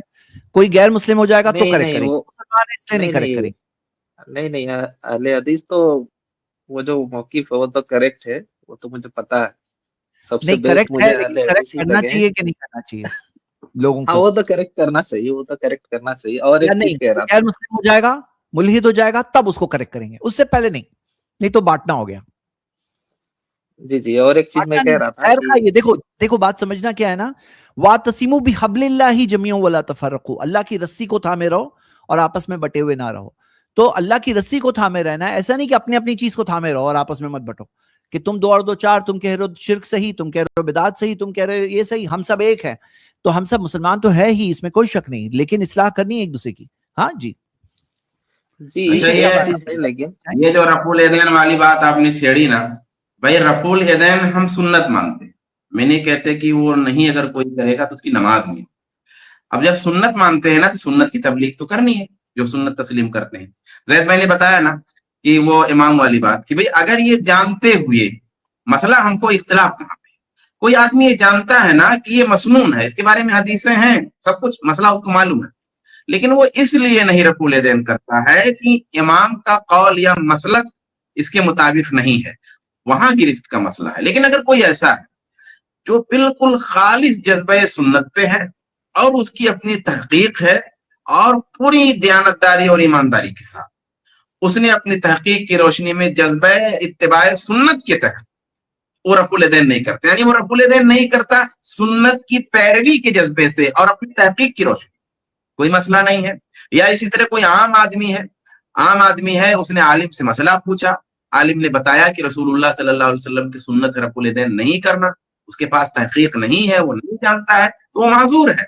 अगर वो कोशिश करता है जानने की, जो भी गुनाह होगा वो आलिम पे होगा जिसने उसको गलत मसला बताया। तो ये रफुल यदैन के बारे में हमारे जो है 4 पॉइंट हैं। बाकी हम ये नहीं कहते कि जो रफुल यदैन नहीं किया उसकी नमाज नहीं होगी, जो रफुल यदैन नहीं किया वो जहन्नम में जाएगा, जो रफुल यदैन नहीं किया वो मुसलमान नहीं है, ये सब बातें हम नहीं कहते। ये क्या? अच्छा, एक बात और भी है ना कि कुछ लोग कहते हैं कि बेकार की बहसें क्यों होती है। भाई इस बहस का इतना बड़ा फर्क होता ना कि सवाब और जो नमाज की जो खूबी है उस पे उसका इफेक्ट होता ना। मेरा एक मजमून है, उसमें आप पढ़ेंगे कि जो रफुल यदैन नहीं करते हैं वो हर दिन 1000 नेकियों से महरूम होते हैं। तो पर डे 1000 से ज्यादा नेकियां जो रफुल यदैन करने वाले हैं उनके खाते में ऐड होती है। ये जो शेख शाबान ने कहा, अच्छी बात उन्होंने की कि अगर कोई कंफ्यूज है और उसको लगता है कि नहीं करना यही ठीक है, तो गर्चे उसका मुआखजा ना हो, अल्लाह ताला उसे बख्श दे, उसकी पकड़ ना हो, लेकिन सवाब से तो उसका लॉस रहेगा ना, सवाब तो उसका माइनस होगा। अब पर डे एक दिन में अगर 1000 नेकियां माइनस होती, तो आप सोचे कि एक हफ्ते में कितनी नेकियां माइनस हो रही हैं, एक महीने में कितनी नेकियां माइनस हो रही हैं, पूरी जिंदगी कितना बड़ा लॉस है उसका, बताइए। आप अगर कहीं तिजारत करें, छोटा मोटा कारोबार करें, 100-200 का लॉस होता है तो आप लोकेशन चेंज कर देते हैं, दुकान चेंज कर देते हैं, कारोबार बदल देते हैं कि आपका जो है बेनिफिट पे जो है उसका फर्क पड़ रहा है। लेकिन यहाँ 1000 नेकियां ऐसी चली गई और उसको हम इसको हल्के में ले लें, तो ये भी बहुत सारे मसाइल के साथ मसला ये भी है कि बहुत बड़ा फर्क पड़ता है। ऐसा नहीं कि करो, कुछ लोग इस तरह से बात करते हैं रफुल यदैन करो ना करो दोनों बराबर है, अगर कर लिए तो भी नमाज होगी, नहीं कर लिए तो भी नमाज होगी। इसलिए मैं ऐसे मौके पे वो मिसाल देता रहता हूँ बार बार कि भाई एक लड़का जो नमाजी है और एक लड़का जो शराबी है, दोनों से शादी हो सकती है। अगर अपनी बच्ची की शादी करना चाहें तो शराबी से भी करेंगे तो भी शादी हो जाएगी, और नमाजी से करेंगे तो भी शादी हो जाएगी। इसका ये मतलब नहीं कि चाहे शराबी से करो चाहे नमाजी से करो, दोनों में कोई फर्क नहीं पड़ता है। तो ये मिसाल जो है समझाने के लिए मैं दे रहा हूँ, मैं नहीं कह रहा हूँ कि वो उनके ताल्लुक से कोई बदगुमानी है, लेकिन जहाँ सवाब का फर्क हो, और सिर्फ सवाब का फर्क नहीं है बल्कि मसला ये भी आ जाता ना कि जो है एक जो राय है, एक जो मनहज है, एक जो आइडियोलॉजी है, उसका ये मसला कभी कभी नुमाइंदा बन जाता है। यानी दूसरे मसाइल में आदमी कंफ्यूज समझ में आता है, रफुल यदैन के ताल्लुक से इतनी वाज़ेह हदीसें, इतनी सरी हदीसें हैं, तो अगर फिर भी आदमी नहीं मान रहा तो मसला इज्तिहाद का नहीं, मसला एक आइडियोलॉजी की आदमी तकलीद की तरफ जा रहा है। तो सिर्फ ये रफुल यदैन का मसला नहीं, उसकी पूरी आइडियोलॉजी को हम जो है बताना चाहते हैं कि कितनी गलत रास्ते पे, यानी आदमी की आदत कितनी गलत बनी हुई है। कुछ मसाइल में कंफ्यूज हो सकता है, हम मानते हैं कि उसमें कंफ्यूज है, चलो ठीक है चल जाता है, लेकिन ये मसला तो बहुत ही क्लियर है, 2-2-4 की तरह वाज़ेह। ये कहते हैं कि ला इज्तिहाद मान नस, नस आ गया तो इज्तिहाद नहीं होगा, तकलीद नहीं होगी, ये नस मौजूद है रफुल यदैन की, फिर भी कहते हैं तकलीद किए जा रहे हैं। तो ये सारे मसाइल हैं। ठीक है, इंशाल्लाह जी हम वो तो नेक्स्ट समझ गया मैं। बारक और एक लाइन कहना था, बस एक लाइन कहना था, उसके बाद जा रहा हूँ। जी। मैं ये कह रहा था कि मेरी जो अम्मी है वो अहले हदीस से हैं, और मेरे जो अब्बू है मतलब वो बरेलवी हैं, और मैं हमारे जो बहन है उन्हें मतलब देवबंदी में दिया गया। तो वो जो बहुत लोग मिसाल देते हैं ना कि आप 3 गिलास से जब तक हाँ, चखोगे नहीं कि आपको पता नहीं लगेगा। तो मुझे पता है, मुझे एक्चुअल में लगता है जो मेन प्रॉब्लम है वो बरेलवियत है, समझे ना। इनके अंदर बहुत सारे ठीक है, मतलब तो अभी मैं बदगुमानी चाह है, रहा था कि हमारे बहुत। आज के हाँ टॉपिक पे फोकस करें, लेकिन क्योंकि आप कमेंट कर रहे थे इसलिए मैंने आपको खास लिया, तो आगे कभी बात करते हैं इंशाल्लाह। आमिर भाई लेकिन जरूर आइए, आपके कुछ भी बहुत इंपॉर्टेंट सवाल हो हम लोग लेंगे इंशाल्लाह। हाँ चलिए, शुक्रिया। ठीक, ओके। जी माजरत। आदि भाई, आपका नाम कुछ अलग दिखा इसलिए मैंने आपको पहले लिया, बताइए आदि भाई। सभी हजरात को आदाब। जी मैं मजहब से सनातनी होता हूँ। ये जो अभी डिबेट हुई है जिसमें आप मुसलमानों ने गॉड का वजूद साबित कर दिया है, इसके लिए मैं पहले तो आप सबको मुबारकबाद पेश करता हूँ। और थोड़ा मैं ये जानना चाहता हूँ, ये जो गॉड का वजूद साबित हुआ है, ये गॉड किसका था? देखिए, हम सबका मालिक है ना, एक ही है। हम ये नहीं कहते कि अल्लाह हमारा मालिक है। अल्लाह रब्बुल आलमीन है, सारे जहानों का रब है, ये सारे इंसानों का मालिक है। हम उसे अल्लाह नाम से पुकारते हैं और वो हम सबका इंसानों का मालिक है। तो आपको उसके बारे में खास क्या बात करनी है, यानी आपका क्या ख्याल है, आपको क्या सवाल, क्या आप भी बिलीवर इन गॉड है या आप इनकार करते हैं? नहीं, मैं स्पेशली जानना चाहता हूँ कि किस गॉड का वजूद आप लोगों ने हाँ, तो मैंने बता दिया कि सारे इंसानों का एक ही मालिक है। नहीं, आप उससे बताइए ना कि इस्लाम के गॉड का साबित, क्योंकि अगर आपने ईसाइयों के गॉड का साबित कर दिया तो आपने मान लिया कि बेटा भी है उसका। देखिए, बात समझना क्या है कि हम जब कहते हैं कि वो एक है, परफेक्ट है, उसमें कोई कमी नहीं है, जब बेटा जो है ना, बेटा एक इंसान को चाहिए ताकि मेरे बाद कौन होगा, मेरा बेटा होगा, मैं बूढ़ा हो गया तब कौन होगा, मेरा सहारा कौन होगा, बेटा होगा। लेकिन ऊपर वाला गनीउन अनिल आलमीन है, वो आलमीन से गनी है, उसे कोई सपोर्ट की जरूरत नहीं है। तो हम ये मानते हैं कि ऊपर वाला लम यलिद वलम यूलद, ना वो किसी की औलाद है जना हुआ है, ना उसने किसी को जन्म दिया है, हाँ, ना उसकी कोई औलाद है। तो यहाँ सिंपल बात है, ये हम लोग मानते हैं। अब इसके अंदर मेन बात आप ये बताइए कि आप भी बिलीव करते हैं एग्जिस्टेंस ऑफ गॉड के अंदर, तो हम एक कॉमन बात है, वहां से बात हमारी हो सकती है। नहीं, समस्या ये है, जैसे आपने कहा तो जो आपने बताया तो ठीक है, यानी कि आप जो गॉड साबित हुआ उससे ईसाई बाहर हो गए। जो गॉड हम बिलीव कर रहे हैं, इस्लाम ने जो गॉड बताया, और यही गॉड सारे प्रॉफिट्स ने बताया, यही गॉड प्रॉफिट मोहम्मद आखिरी प्रॉफिट ने बताया, और यही इंसानों का मालिक है। इसके अंदर कोई करप्शन नहीं है। देखिए क्या होता है, बहुत से लोग गॉड में बिलीव करते हैं, लेकिन जैसे वक्त जाता है तो तारीफ करते करते किसी इंसान की जो होती है ना, भाग्यवान को भगवान मतलब ऊपर का दर्जा दे देते हैं। तो हम ये कहते हैं कि यहाँ पर ये सब बात की जगह यहाँ पे सही बात ये है कि इंसानों का एक मालिक है, वो सारी कमियों से पाक है, और उसी की हम सबको इबादत है। हम लोग कहते हैं अल्लाह उसका नाम है जी। तो यहाँ पे कॉमन बात से स्टार्ट करते हैं। मैं तीसरी चौथी बात आपसे पूछ रहा हूँ कि क्या आप गॉड के एग्जिस्टेंस में बिलीव करते हैं, नहीं करते हैं? यहाँ से जैसा आपने कहा कि आपको कन्विंसिंग लगा, तो जब आपको बात कन्विंसिंग लगी तो आप कन्विंस हो रहे हैं या नहीं हो रहे हैं? नहीं, हम जिसका अस्तित्व मानते हैं वो तो ईश्वर का मानते हैं ना, हम अल्लाह पर यकीन नहीं करते। नहीं, तो मेरा यहाँ पे अल्लाह नाम से पुकारते हैं, आप नहीं पुकारते हैं, वो टॉपिक बाद में बात कर सकते हैं। आप मानते हैं ना कि एक सुप्रीम बीइंग है, एक जात है, हाँ, उसके हाथ में सब कुछ है, वो बनाने वाला है, चलाने वाला है, आप ये मानते हैं ना? ठीक है। हाँ, तो और हम ये भी अब एक सवाल वो क्रिएटर नहीं है, पास कम है जी।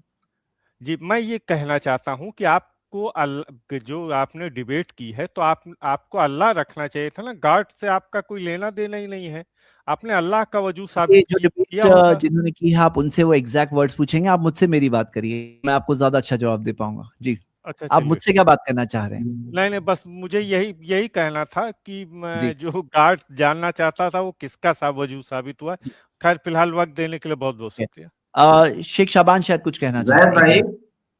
ये मतलब ये बात सामने रखना चाहिए कि मसला सिर्फ ये है ना कि हम उसको अल्लाह के नाम से पुकारते हैं, यानी जो खालिक है, जो क्रिएटर है, जो पैदा करने वाला है, हमारे नजदीक उसका नाम अल्लाह है।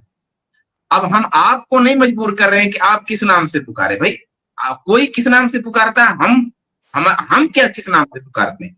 हम ये समझते हैं कि इसका यही सही नाम है, हम ये समझते हैं कि इसको ये नाम दिया जाएगा, अल्लाह है, वो हकीम है, वो आलिम है, वो फला है, वो फला। आप किस नाम से पुकारते हैं ये हम वैसे ही नहीं करते हैं। तो ये कहना ना कि आपने जिसको साबित किया, वो अल्लाह को साबित किया, कि गॉड को साबित किया, कि ईश्वर को साबित किया, भाई जो साबित किया उसको साबित किया जो सबका खालिक है, जिसने सबको पैदा किया है, जो सबका मालिक है, जो सबको रोजी देता है, जो सबको मारता है, जो सबको जिलाता है। बात यहाँ पे ये एक बात। दूसरी बात क्या है कि वो जो सबको रोजी देता है, जो सबको पैदा करता है, जो सबको मारता है, उसको आप क्या नाम देते हो? आप क्या नाम देते हो? آپ کہاں غلطی کرتے ہو, آپ کہاں صحیح کرتے ہو, یہ دوسرا ٹاپک ہے. اصل ٹاپک یہ ہے کہ مالک ایک ہے, خالق ایک ہے, اب اس کو پیش کیسے کرتا ہے کون, مانتا کیسے ہے کون, یہ ایک دوسری بات ہے. تو میرے خیال سے یہ دوسری بات پہ آپ جو بھائی تھے وہ دوسری بات پہ آئے تھے, اور ہمارا مسئلہ ہے پہلی بات, تو ہم پہلی بات پہ تھے. چلیے وہ چلے گئے, شکریہ. ہم نیکسٹ گیسٹ کو لیتے ہیں, پھر ہم, اور اب یہ گیسٹ کے بعد میں ہم کچھ ویڈیوز کے جواب دیکھیں گے انشاءاللہ, 3 ویڈیوز دیکھیں گے. شمیم بھائی, جی شمیم بھائی آپ کا استقبال بتائیے. جی جیسے بھائی, میرا سوال یہ ہے کہ جو ویڈیوز وائرل ہو رہے ہیں کچھ ایک ٹاپک سے ریلیٹڈ, اس میں 2 باتیں آئی ہیں. ایک یہ کہ ٹائم جو ہے وہ اللہ نے بنایا, اور نے بنایا, اس لیے ٹائم سے مطلب اس سے پہلے ٹائم نہیں تھا, یہ طریقے ایک بات آئی تھی. اور دوسری بات یہ آئی تھی کہ گاڈ جو ہے ایک میٹا فزیکل اینٹی ہے یا نان فزیکل سپر نیچرل. اس پہ تھوڑا سا میں وضاحت چاہتا ہوں کہ کیا ریئلٹی ہے. ٹھیک ہے, آپ کے 2 سوال ہیں. آواز آ رہی ہے میری؟ جی آپ کی آ رہی ہے شیخ آواز. میری آواز ضرور. دیکھیے, جب ہم اللہ تعالیٰ کے بارے میں یہ کہتے ہیں نا کہ اللہ کا وجود ہمیشہ سے ہے, تو اللہ کی ذات جیسے ہمیشہ سے ہے ویسے ہی اللہ تعالیٰ کی صفات بھی ہمیشہ سے ہیں. یعنی اللہ کی ذات بھی ازلی ہے اور اللہ تعالیٰ کے صفات بھی ازلی ہیں. شیخ آپ کی آواز لہٰذا جب ہم یہ کہتے ہیں, آپ بول دیجئے, ہم لوگ سمجھنے کی کوشش کر رہے ہیں. جی بتائیے, کلیئر نہیں آپ کی آواز. میں بس یہ کہنا چاہ رہا ہوں کہ جیسے اللہ تعالیٰ کی ذات ازلی ہے. جی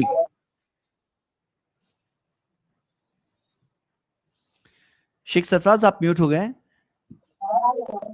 سرفراز بھائی یہ کہہ رہے جی میں یہ کہنا چاہ رہا تھا نا کہ جیسے اللہ تعالیٰ ازلی ہے ویسے اللہ تعالیٰ کے صفات بھی ازلی ہیں, یعنی ہمیشہ سے ہیں. تو یہ کہنا کہ اللہ تعالیٰ کائنات بنانے سے پہلے کیا کر رہا تھا, اللہ تعالیٰ کائنات بنانے سے پہلے بھی طرح تھا. اللہ تعالیٰ خلاق ہے, اللہ تعالیٰ فعال لما یرید ہے, کہ کائنات اس کی پہلی تخلیق ہے, وہ ہمیشہ سے تخلیق کرتا آ رہا ہے. کائنات بنانے سے پہلے جیسے حدیث میں آتا ہے کہ اس قلم پیدا کیا, اور اس طرح کی دوسری چیزیں بھی آتی ہیں. تو اللہ تعالیٰ ہمیشہ سے خالق ہے, ہمیشہ سے تخلیق کر رہا ہے. اگر کوئی یہ کہتا ہے کہ کائنات سے پہلے اللہ تعالیٰ نے کیا تخلیق کیا ہے دکھاؤ, تو بھائی کیونکہ ہمارا مشاہدہ کائنات سے باہر, تو ہم کائنات سے باہر جو اللہ تعالیٰ کی تخلیقات ہیں وہ دیکھ نہیں سکتے. پر کیونکہ اللہ تعالیٰ خلاق ہے اور وہ ہمیشہ سے تخلیق کر رہا ہے الحمدللہ, تو اس کے علاوہ اس کائنات کے علاوہ بھی اللہ تعالیٰ کی بے شمار مخلوقات ہیں. قرآن میں اللہ نے فرمایا وَمَا يَعْلَمُ جُنُودَ رَبِّكَ إِلَّا هُوَ, اللہ کی فوج کتنی بڑی ہے اللہ کے علاوہ کوئی نہیں جانتا ہے. تو اس کا سادہ سیدھا سا جواب یہی ہے کہ اللہ تعالیٰ کائنات بنانے سے تخلیق کر رہا تھا. ٹھیک ہے, چلے میں سوال کے جواب میں کچھ باتیں بتاتا ہوں. دیکھیے یہاں پہ سوال کے بارے میں کہیں سے تو آواز آ رہی ہے. ہاں, سوال کے بارے میں یہاں پہ آج جو ہے نا, خاص طور سے جو ماڈرن فزکس ہے, جنرل ریلیٹیوٹی اور جو اسپیس ٹائم کا کنسیپٹ جو آیا, تو یہاں پہ یہ لوگ یہ مانتے ہیں کہ ٹائم کی شروعات یونیورس سے ہے. ان کا یہ ماننا ہے کہ ٹائم کی شروعات اس یونیورس سے ہے. اب ہمارا اسلامکلی کیا ماننا ہے, ہم یہ مانتے ہیں کہ یہ یونیورس ایک کریشن ہے, اللہ تعالیٰ کی ایک مخلوق ہے, اور اس سے پہلے اللہ تعالیٰ کیا کر رہا تھا کیا نہیں کر رہا تھا اس کے بارے میں ہمارے پاس کوئی کنفرمڈ انفارمیشن نہیں ہے کہ کیا تھا کیا نہیں تھا, اور ہمیں علم میں سے بہت کم دیا گیا ہے. ہمیں وہی چیزیں دی گئی ہے جو ہمارے لیے ریلیونٹ ہے, ہمارے لیے ضروری ہے, اور کوئی چیز نہیں دی ہے اس کا مطلب یہ نہیں کہ کچھ نہیں تھا, کوئی یونیورس نہیں تھا. ہو سکتا ہے تھا کوئی اور یونیورس تھا, ہو سکتا ہے کوئی اور کائنات تھی. تو یہاں پر اس سے پہلے کیا تھا اس کے بارے میں ہم یعنی اس کے بارے میں اسپیسیفکلی جواب نہیں دے سکتے, لیکن انکار بھی نہیں کر سکتے کہ کچھ نہیں تھا. اور میری ایک ویڈیو اس موضوع پر آئی ہے, وہ دیکھ سکتے ہیں. لیکن آپ جس اینگل سے بات کر رہے ہیں وہ یہ کہ ٹائم کی شروعات, تو ٹائم کی شروعات کے بارے میں آپ وہ حدیث دیکھ رہے ہو کہ اللہ کے رسول صلی اللہ علیہ وسلم نے ذکر کیا کہ آسمان اور زمین کے بننے کے 50,000 سال پہلے اللہ سبحانہ تعالیٰ نے تقدیر مقرر کی. تو تقدیر جو مقرر کی 50,000 سال پہلے, تو 50,000 کا بیکورڈ ٹائم تو کاؤنٹ ہو رہا ہے وہاں پر. اس کے پہلے اور کتنا کیا کیا وہ ہمیں نہیں پتا, اللہ بہتر جانتا ہے کہ کیا تھا کیا نہیں تھا. ہمارے لیے جو چیز ریلیونٹ تھی اللہ تعالیٰ نے وہ چیز ذکر کر دی ہمارے لیے. اور یہ کہنا کہ آپ جیسا سوال پوچھ رہے تھے کہ ٹائم کی شروعات کہاں سے ہے, تو ماڈرن سائنس کیا کہہ رہا ہے, اسپیس ٹائم کا فیبرک جو ہے وہ کہتے ہیں ٹائم کی شروعات اس یونیورس سے ہے. لیکن ہم اس چیز سے نیسسری نہیں کہ اگری کریں, ہم اس چیز سے اگری کریں نہیں, ہم یہ نہیں اگری کرتے ہیں, کیونکہ یہ کنسپٹ کے اندر کہنا کہ ٹائم کی شروعات یہیں پر ہے, جبکہ ہمارے پاس ایک حدیث ہے نا واضح کہ اس سے پہلے 50,000 سال پہلے سے جو اللہ تعالیٰ نے تقدیر مقرر کی اس سے پہلے اور کیا ہے اللہ عالم, اللہ بہتر جانتا ہے. آپ کا سوال کیا ہے اس چیز کو جاننے کے بعد, کوئی کیا سوال ہے باقی؟ نہیں سوال نہیں ہے, یہی کلیئرٹی چاہیے تھی کہ جیسا کہ اس میں اسپیکر نے مینشن کیا تھا کہ اس سے پہلے ٹائم نہیں تھا, تو یہ سوال پیدا ہوتا ہے لوگوں کی ٹائم اس سے پہلے نہیں تھا. وہ شاید سائنس کی بات بول رہے ہوں گے جو سائنس آج مان رہا ہے, لیکن ہمارا اس بارے میں یہ ماننا ہے ہمارا اسلامی کے اعتبار سے. میں نے اس کا جواب دیا ہے, ایک ویڈیو ہے آپ دیکھ سکتے ہیں انشاءاللہ, i+TV ریپلائز پر ہے, ابھی کل ہی اپلوڈ ہوئی ہے. امام ابن تیمیہ رحمہ اللہ نے ایک وقت کے بارے میں ایک بات کہی ہے نا, انہوں نے کہا ہے وقت اصل میں حوادث کے سلسلوں کا نام ہے, واقعات جو ہوئے ہیں. اب ابن تیمیہ وقت کو اس طرح سے ڈیفائن کرتے ہیں کہ جو حادثات کا سلسلہ ہے یہی اصل میں وقت ہے. تو یہ تو ہوتا ہے کہ اللہ تعالیٰ نے ایک کام کیا, دوسرا کام کیا, دوسرے کام کے بعد تیسرا کام کیا, اور اللہ تعالیٰ مسلسل, یعنی اللہ تعالیٰ پر کوئی ایسا نہیں آیا جب اللہ حاکم تھا اور کچھ نہیں کرنا تھا.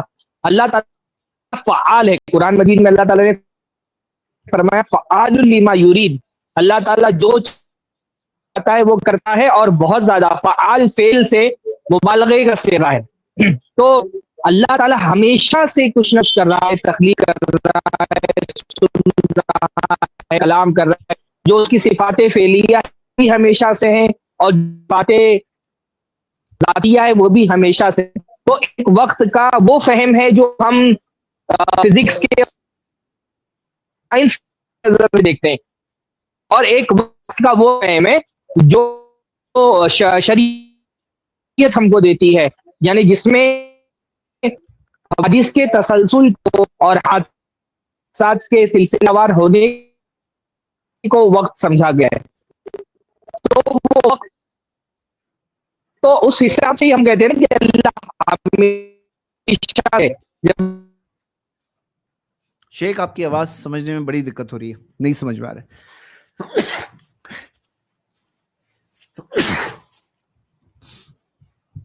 شیخ سرفراز بہت معذرت, آپ کے اچھے سے کمنٹس ہم تک نہیں پہنچ پائے, لیکن جو شیخ سرفراز جو چیز ذکر کر رہے تھے کہ اللہ تعالیٰ کی جو تمام صفات ہے وہ اس کے اندر پیدا ہوئی. شیخ سرفراز معذرت آپ کو کہیں اور اس کی ذات کی طرح ازلی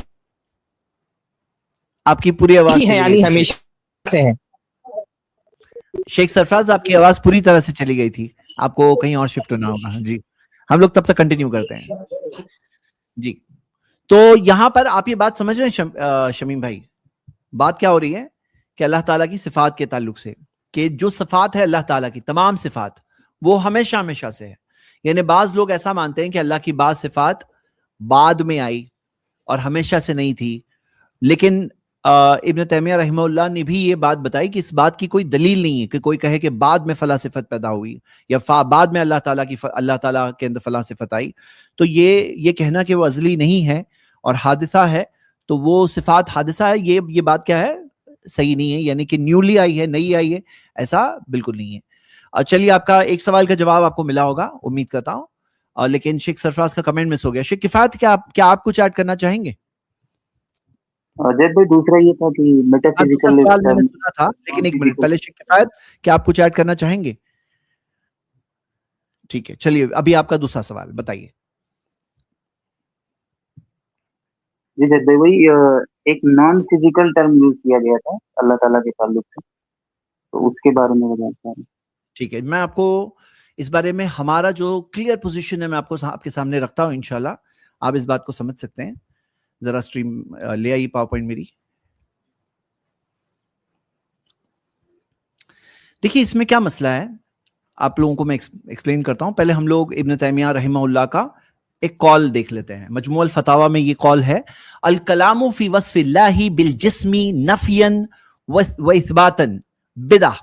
وہ کہتے ہیں اللہ تعالیٰ کے وصف, جو اللہ تعالیٰ کی جو صفت ہے, اللہ تعالیٰ کی صفت بالجسم, جسم ہونا یعنی باڈی ہونا, نفین و اثباتن یعنی انکار کرنا باڈی نہیں ہے یا یہ کہنا کہ باڈی ہے, وہ کہتے ہیں یہ دونوں کے دونوں بدعت ہے. یہ مطلب یہ کہنا کہ اللہ تعالیٰ کا جسم ہے اور یہ کہنا کہ اللہ کا جسم نہیں ہے, باڈی لیس ہے, وہ کہتے ہیں یہ دونوں کے دونوں پوزیشن رانگ ہے, یہ بدعہ ہے, انوویشن ہے, نئی چیز ہے. یہ لم یقل احد من سلف الامہ, جو اس امت کے سلف میں سے کسی نے نہیں کہا, وائمتہا, اور اس امت کے ائمہ جو ہے اسکالرز ہے ان میں سے کسی نے نہیں کہا, ان اللہ لیس بجسم کما لم یقولوا ان اللہ جسم, کہ جس طرح انہوں نے یہ نہیں کہا کہ اللہ تعالیٰ کا جسم نہیں ہے اور نہ یہ کہا کہ اللہ تعالیٰ کا جسم ہے. یعنی ہمارے جو اسکالرز ہے اس امت کے, جو سلف ہے, جو بیسٹ 3 جنریشنز ہے, جو امام ہے, وہ بول رہے ہیں کہ ان میں سے کسی نے یہ بات نہیں کہی کہ اللہ کا جسم ہے یا نہیں ہے. تو یہ کہنا کہ اللہ باڈی لیس ہے, یہ بات صحیح نہیں ہے, وہ بتا رہے شیخ الاسلام ابن تیمیہ. اب یہاں پہ کیا ہوتا ہے, بات سمجھنا یہ ہے کہ لیس کمثلی شیء, اللہ کے جیسا کوئی نہیں ہے. اللہ تعالیٰ کی بعض صفات ذکر ہے, اللہ تعالیٰ کے ہاتھ کا ذکر ہے, اللہ تعالیٰ کے وجہ چہرے کا ذکر ہے, شاق پنڈلی کا ذکر ہے. اب یہ بھی کہا گیا ہے کہ اللہ کے جیسا کوئی نہیں ہے. اب ہم تو مخلوق ہے, ایز اے مخلوق ہم لوگ یہ بات جانتے ہیں کہ کئی بار ہم کوئی چیز دیکھتے ہیں کہ دنیا کی بات ہو رہی ہے, اللہ سے کوئی کمپیریزن نہیں ہے, لیکن دنیا میں ہم دیکھتے ہیں کہ پیڑ کے جیسے ہاتھی کے پاؤں ہیں, چیٹی کے بھی پاؤں ہیں, ٹیبل کے بھی پاؤں ہیں, پاؤں تینوں میں پاؤں ہیں, لیکن ہاتھی کے پاؤں, چیٹی کے پاؤں اور ٹیبل کے پاؤں میں فرق ہے تینوں میں. تو جب یہ مخلوق کی بات ہو رہی ہے, چہرہ ہمارا چہرہ ہے, اینڈ کہتے ہیں فیس آف دا ماؤنٹین, چہرہ ماؤنٹین کا چہرہ, تو دونوں میں فرق ہے. تو ہم دیکھتے ہیں کہ یہ مخلوق کی بات ہو رہی ہے, خالق کی بات ہی نہیں ہو رہی ہے. مخلوق میں جب اتنی ساری چیزیں ہوتی ہیں اور خالق کے بارے میں اتنا ہمیں پتا ہے کہ اس کے جیسا کوئی نہیں ہے, اس کے جیسا کوئی نہیں ہے. تو یہاں پر اللہ تعالیٰ نے جو اپنے بارے میں کہا, ہم ان تمام باتوں کو مانتے ہیں, لیکن ہم کسی کا انکار نہیں کرتے ہیں, ہم اس کی کوئی اور میننگ نہیں بتاتے جو نہ نبی صلی اللہ علیہ وسلم نے بتایا, نہ صحابہ اکرام نے بتایا, نہ قرآن میں نہ حدیث میں ہے. جیسے بعض لوگ کہتے ہیں کہ اللہ تعالیٰ کے ہاتھ کا مطلب ہے طاقت, تو طاقت قوت بھی تو عربی لفظ ہے, اللہ تعالیٰ نے قوت کیوں نہیں کہا, ہاتھ کا مطلب طاقت کیوں کہا؟ اب جیسے چور کا ہاتھ کا مطلب طاقت جو لوگ کہتے ہیں, تو اس کی کیا دلیل ہے؟ کوئی پروف نہیں ہے. جیسے چور کا ہاتھ کاٹ دو تو کیا مطلب اس کی طاقت کاٹ دو؟ تو یعنی کہ اللہ تعالیٰ کے ہاتھ ہے, ہم مانتے ہیں, لیکن اللہ کے ہاتھ کیسے ہیں ہم میں سے کوئی نہیں بتا سکتا. لیسا کمثلی شیء, اللہ کے جیسا کوئی نہیں ہے. اب جسم کی جہاں تک بات آتی ہے, باڈی, تو اللہ تعالیٰ نے خود کہا ہوتا, کوئی بات خود کہی ہوتی تو ہم کہتے, لیکن جب کوئی ایک آیت نہیں ہے, کوئی حدیث نہیں ہے جسم کے تعلق سے, باڈی کے تعلق سے, نہ ہونے کے تعلق سے ہے اور نہ ہونے کے بارے میں بھی, ہونے کے بارے میں بھی نہیں ہے, نہ ہونے کے بارے میں بھی نہیں ہے, تو یہ دونوں کے دونوں باتیں بدعت ہے. شیخ الاسلام ابن تیمیہ کہہ رہے ہیں, اور وہ کہہ رہے ہیں کہ اس بارے میں سلف میں, اسکالرز میں, اماموں میں کہیں یہ بات نہیں ملتی ہے, یہ کسی نے نہیں کہا. تو یہ کہنا, جیسے بعض لوگ کیا ہوتا ہے کہ یہ بات ان کو کہنا کہ باڈی لیس ہے, تو یہ ان کی مسٹیک ہے. بلکہ ہم یہ دیکھتے ہیں کہ یہ چیز کی کیونکہ آیت نہیں ہے, حدیث نہیں ہے, اور ہم اللہ کے بارے میں اپنی مرضی سے نہیں کہہ سکتے نا. فلا تقولوا, کہ اللہ تعالیٰ کے بارے میں مت کہو الا الحق, سوائے حق کے. ہاں, اللہ تعالیٰ کے بارے میں حق کے سوا کچھ مت کہو, اور الحق من ربکم, حق تمہارے رب کی طرف سے. ابھی آواز آ رہی ہے زید بھائی میری؟ جی آ رہی ہے شیخ آواز. جی جی, تو بول سکتا ہوں ابھی میں؟ سوال بھی بتا دیجئے. باڈی لیس, جسم کے تعلق سے بات ہو رہی ہے, باڈی لیس کہنا صحیح ہے غلط ہے؟ جی جی جی, میں نے وہ اصل میں یہ جو نان فزیکل, جی جو نان فزیکل اللہ تعالیٰ کی ذات کے بارے میں کہا نا کہ اللہ تعالیٰ کا جو ایگزسٹنس ہے وہ نان فزیکل ہے. اب یہ اللہ تعالیٰ کے بارے میں سب سے پہلے یہ سمجھنا چاہیے نا کہ ہم کو کہ اللہ تعالیٰ العظیم ہے, اس کی ذات بہت عظیم ہے. تو اس کے بارے میں بات کرتے ہوئے تعظیم کا جو ایک آخری حد تک کے تعظیم کے جو تقاضے ہوتے ہیں وہ ہم کو نبھانے چاہیے. کہ اللہ تعالیٰ کے بارے میں جب بھی کوئی لفظ ہم استعمال کریں, اس بات کا بہت خیال رکھنا چاہیے کہ کوئی لفظ اس کی عظمت کے خلاف نہ جانے والا ہو. تو اس لیے ہمارے یہاں اہل سنت میں اللہ تعالیٰ کے لیے جب ہم کوئی لفظ استعمال کرتے ہیں, اگر اللہ تعالیٰ نے خود اپنے لیے وہ لفظ استعمال کیا ہے بطور صفت کے یا بطور اسم کے, تو ہم اللہ تعالیٰ کے لیے استعمال کرتے ہیں. جیسے حیات ہے, اللہ تعالیٰ نے اپنے لیے حیات کا لفظ استعمال کیا ہے تو ہم اللہ تعالیٰ کے لیے استعمال کرتے ہیں. قدرت کا لفظ ہے, اللہ نے اپنے لیے استعمال کیا ہے تو ہم استعمال کرتے ہیں. جو لفظ اللہ تعالیٰ نے اپنی ذات کے لیے استعمال کیا ہے ہم اس کو استعمال کرتے ہیں. ایسے ہی جن الفاظ کی اللہ تعالیٰ نے نفی کی ہے، یعنی اس کو ڈینائی کیا ہے، تو ہم اس کی نفی کرتے ہیں. جیسے اللہ تعالیٰ نے اپنی ذات سے جہالت کی نفی کی ہے، تو ہم اگنورینس، تو ہم اللہ تعالیٰ کے لیے جہالت کا لفظ نہیں استعمال کرتے. اللہ تعالیٰ نے اپنی ذات